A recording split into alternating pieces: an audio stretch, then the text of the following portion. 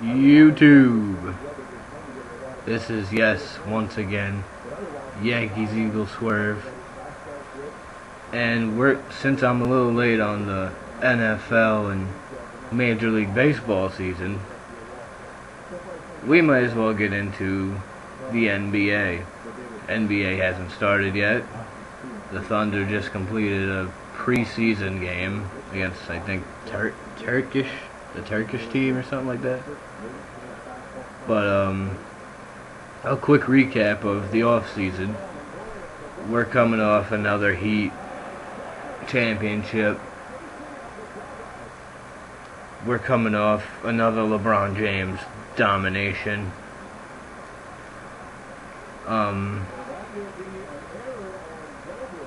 Nothing big has really happened this off season. Derrick Rose is gonna come back this year. Kobe, he's looking at coming back. I don't know how good it'll be coming off an Achilles, but he's looking to come back. We got basically the biggest news, I think, out of the whole off season was the Brooklyn Nets. Brooklyn adding basically half the Celtics roster. They got Paul Pierce, KG, and a couple other pieces, I think, from Boston for bums, basically, for nothing. The Celtics are in a rebuild. All they have is Rondo, so they're not gonna do much this year. I think they'll make the playoffs, but they'll probably be like a 7, 6, 8 even, if they make the playoffs. But basically this season is going to be about how Brooklyn wants to take over this year. Miami is looking like the class of the East. They're looking like the #1 seed once again. LeBron, we'll see if he has another MVP year. It's looking that way. I don't see anybody that can dethrone the king at this juncture. But, excuse me. But we'll see how that goes. As for my predictions, I got, again, Miami at #1. I actually have Brooklyn at #2 with the additions of Paul Pierce and Kevin Garnett. Plus the fact they still have Darren Williams. They still got Joe Johnson. Still got Brook Lopez, who's one of the top 5 centers in the game right now. They added Andre Kirilenko to put on their bench. Like, Andre Kirilenko's a starter. He's on their bench right now. So they're gonna be stacked pretty nice. So I got them at #2. #3, I got the Knicks. The Knicks, they really haven't done a whole lot this offseason. Jason Kidd retired. That's about it. I haven't really paid attention to much of the Knicks. They still got Melo for another year at least, unless they really want to pony up for him in 14. This offseason's basically been about saving, the big three saving money to get either LeBron or Melo or Dwayne Wade. I think Dwayne Wade's a free agent next year too. I'm not sure. But yeah, it's basically saving money to grab them. I hope the Knicks hold on to Melo. The Knicks, they're kind of my team by default. I'm from New York, so they're kind of my team by default. Plus, I've always liked Melo. I've always liked the orange. I love Syracuse. I was there for the '03 championship.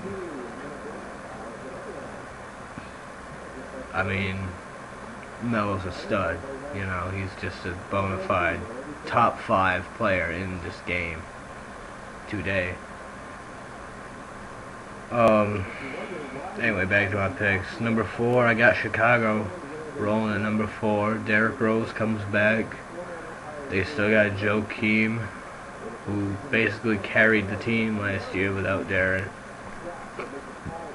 They still got Carlos Boozer. I think he has a bounce back year. I think he has a big year, actually. I think he'll end up being the MVP of that team. Number 5, I got probably Atlanta. I got Atlanta. They'll squeak by number 5. Number 5 through 8 are going to be really close. 6, I'll give it to, let me look. I have to look at the teams now. I'm dwindling down. 6, I got Indiana.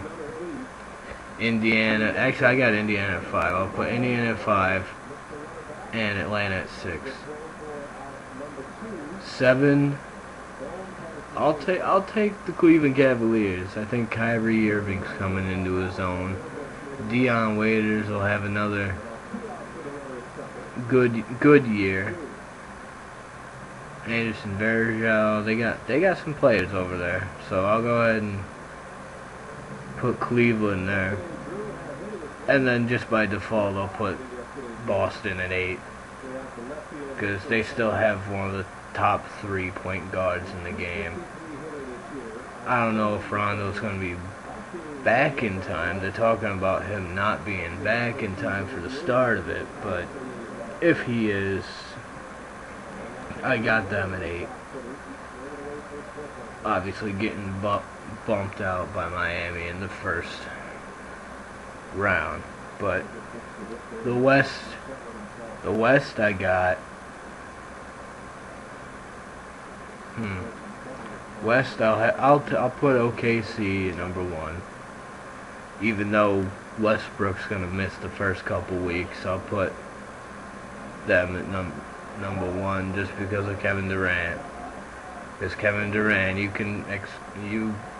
you're not surprised if he drops 50 in a game. You're just not surprised anymore. And I'm gonna go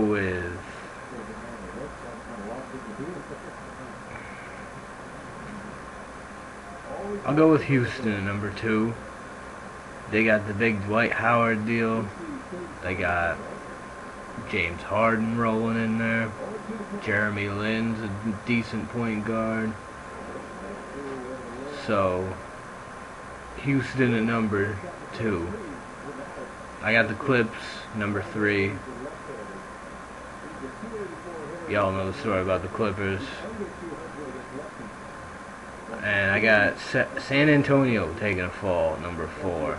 I think age finally catches up to the Spurs. Age and attrition finally catches up.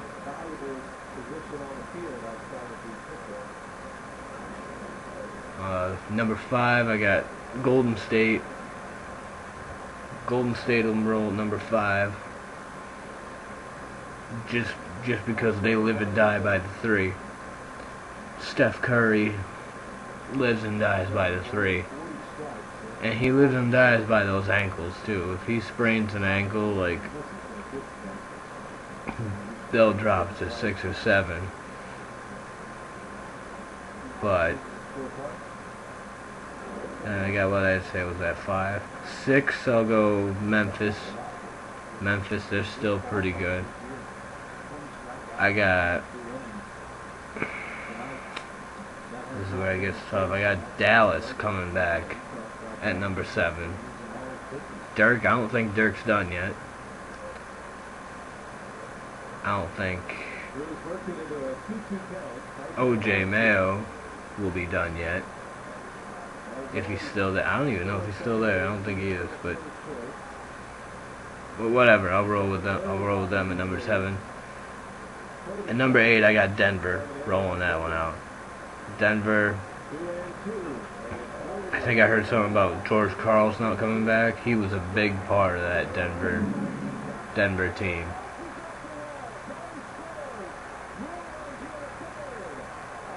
And George Karl, you know, I know they still got Iggy. They still got, or no, they might not still have Iggy. I think Golden State has Iggy. But Kenneth Faried, you know, Ty Lawson, still there. They got, you know, they still got players. I mean, it's not completely out of the realm that they make it. I just think they take it. I just think they take a hit because of George Karl not being there anymore. So that's my playoffs. I got, and we'll just skip right to the finals because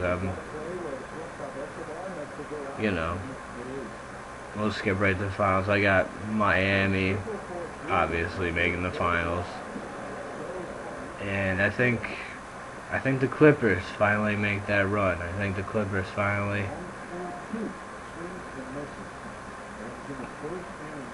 Chris Paul finally gets that elusive playoff series win. I think Blake Griffin becomes a stud this year, a bona fide beast this year.